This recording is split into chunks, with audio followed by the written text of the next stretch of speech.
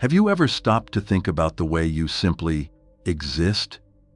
Not the big questions about the meaning of life, but the feeling of being here, right now, in this body, in this room, surrounded by the things that make up your world.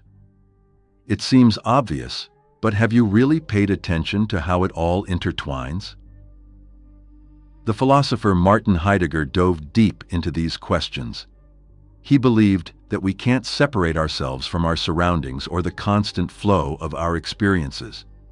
He called this inseparable way of being Dasein, a German word that roughly translates to being there or being present.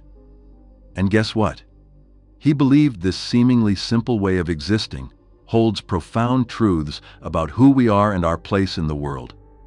Think about how different you feel in your favorite coffee shop compared to a crowded airport. Our environment, the sights, the sounds, even the feel of the chair beneath us, shapes our mood and how we respond to situations. Heidegger called this being situated.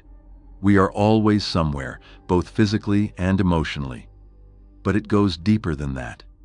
Have you ever been so absorbed in a task that you lose track of time? A carpenter sawing, a musician playing, a chef chopping vegetables?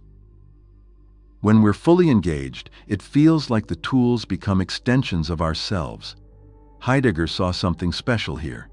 This state of seamless use is where we're most truly ourselves. There's no separation between the person and the act of doing. However, tools don't always work perfectly.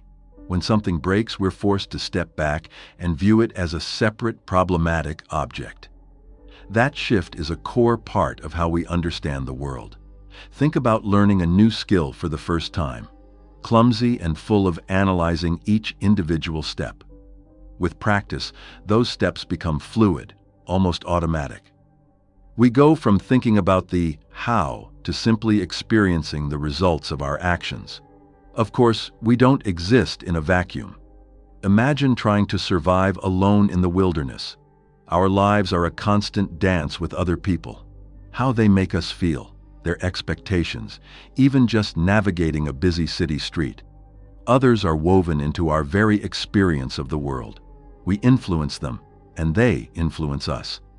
Heidegger believed that the true test of our character lies in how we navigate this web of relationships while staying true to ourselves.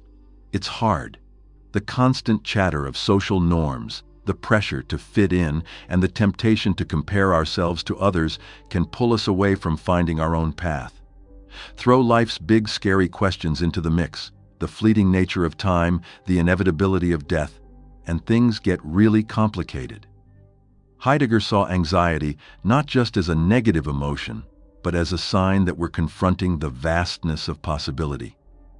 Facing our mortality throws our choices into sharp relief and can inspire a fierce focus on what truly matters. So, why should we care about all this? Because Heidegger's philosophy is ultimately about living life more fully.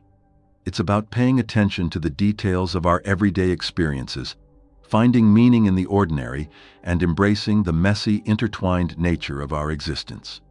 This awareness can transform our relationship to ourselves, to others, and to the world around us. If you want to learn more, click on the link in the description to get our book Entangled in Being, Unpacking Heidegger's Being in the World.